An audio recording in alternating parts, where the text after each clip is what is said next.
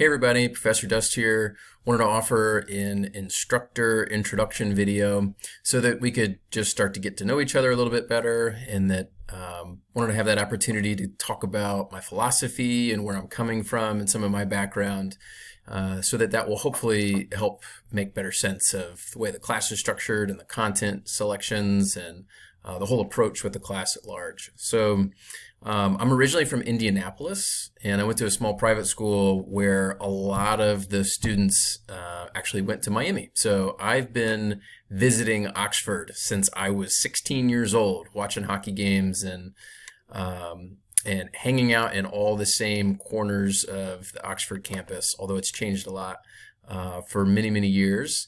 And then I went to Indiana University, where I studied management and had a concentration in entrepreneurship at Indiana University in Bloomington.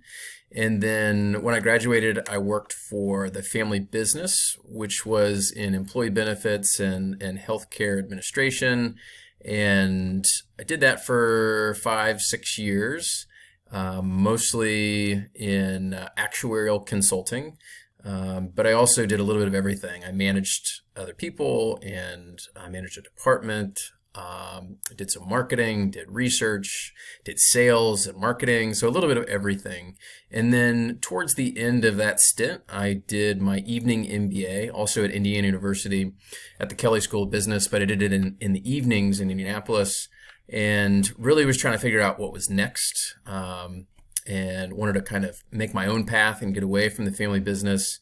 And that's where I met a professor that I really, really enjoyed working with. And I did some independent studies, doing some research with this professor. And it was just a great mentor. And I really kind of fell in love with the idea of being a researcher and a teacher. So after my MBA, I went straight to a PhD program at Drexel University in Philadelphia. And the PhD was through a management department, but the focus was on organizational behavior. Other foci might be things like strategy, which is more economic-oriented, organizational level, or computer information systems or whatever. But mine has always been on the human capital side, the people side. And so when I graduated from my PhD program, I went to Eastern Kentucky for a few years, which was really kind of a career trailer decision, since my wife needed to get back to Cincinnati and I needed to get out of Philadelphia. And now I've been at Miami for, I think, 6-7 years now, and couldn't be happier. I teach organizational behavior, management and leadership, leadership and learning, human capital analytics, human capital consulting, anything in that organizational psychology, leadership space. A lot of my research is on those same domains. I do a lot of leadership research, specifically a lot of like leader-follower relationship type research. I do a lot of research about teams, and I do a variety of other things in ethics and motivation, but leadership has always kind of been at the primary of that research stream. And then I also do consulting. I've started doing consulting more in the last year or so. I am the chief research officer at a startup called Cloverleaf.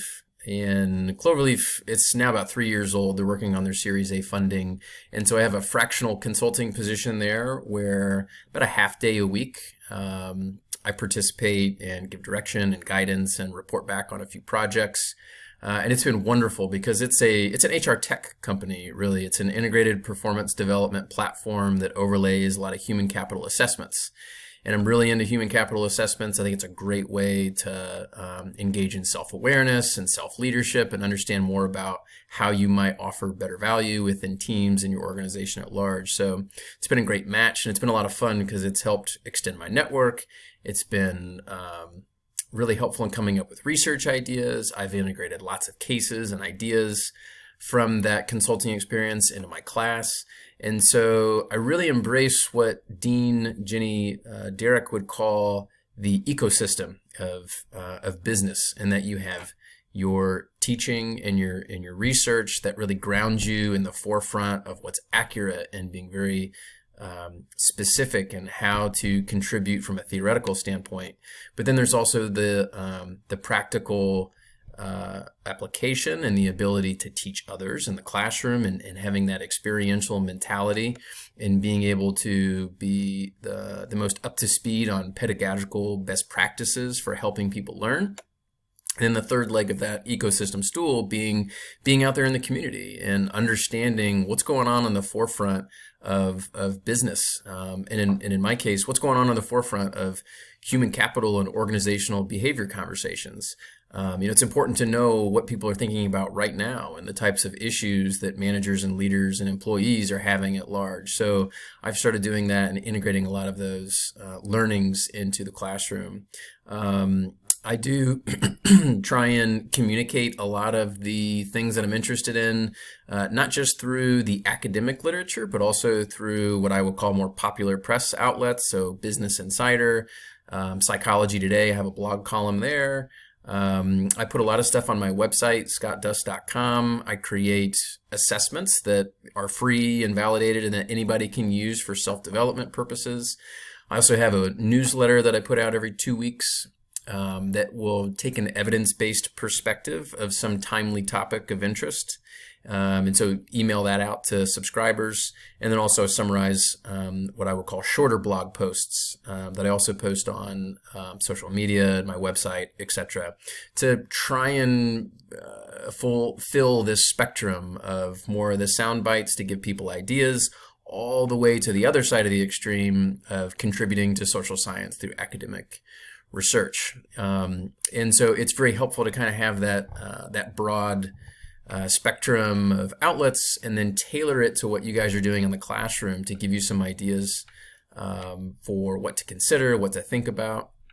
And so my philosophy really in this classroom setting is to recognize that a lot of what you're going to learn in terms of the content is readily available. And it's free. I mean, you can Google pretty much anything about any of these organizational behavior topics and get a general idea to remember what some of these topics were about. The other part of it is that a lot of times when it comes to these social sciences, there's no perfect answer. And sometimes you might even get contradictory answers. You might find one thing that says you should do this and another outlet that says you should do that. And so what it really comes down to is giving you the content that allows you to have this language and understand the definitions, theories, and models, but also recognize that when you graduate, you're probably not going to remember a lot of the content. And it doesn't really matter because you're going to be able to Google the material anyway.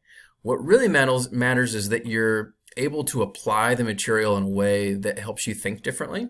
Understand how to think critically, understand how to grapple with material, and apply what would be called a contingency-based approach to understand the circumstances where A might be true or B might be true, or initiative X might be higher priority than initiative Y, right? There's always these contingencies, these situational circumstances that will help you decide what makes more sense, right? That's really the mentality that we're going to be applying in the classroom. And so recognizing that, yes, you're going to need to understand the content and understand the definitions, theories, and models, but that's really only half the class. And you got to know that. That's certainly important, but it's really about that application. It's about experiencing the material, putting it into your own words, putting it into a way that makes sense for your own life, for your own circumstances, and being able to contribute through your own lens what this might mean for you.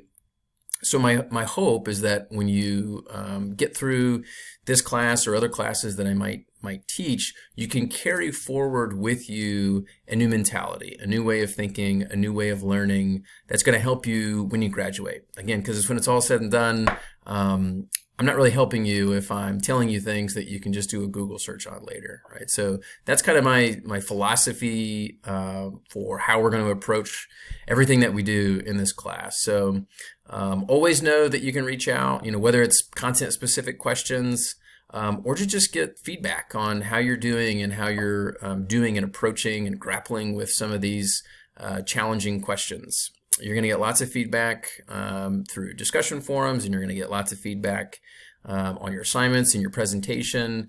Most of it will be virtual, whether it's through email post, announcement post, or directly to assignments. But as well, we'll have some meetings where I can give you some more direct face-to-face type contact and give you feedback. But always feel free to reach out. Again, this is really all about development. It's helping you improve as a leader so that when you get out there in the real world, you can make positive change. So looking forward to working with you, and good luck.